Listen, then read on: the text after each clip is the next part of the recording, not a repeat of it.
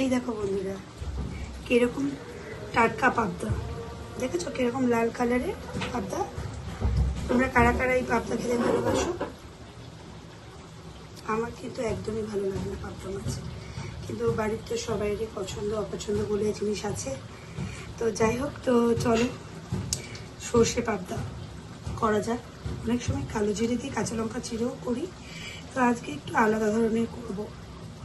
আর দেখো পাবদা মাছ কত সুন্দর, দেখো পাবদা মাছটা, প্রত্যেকটা পাবদাই সুন্দর। এই মাছটার অনেক দাম অ্যাকচুয়ালি, কিন্তু এই দামে কিন্তু আরও 2-3 রকমের মাছ হয়ে যায়, কিন্তু কি আর করা যাবে, নাম না পাবদা, নামে চলে।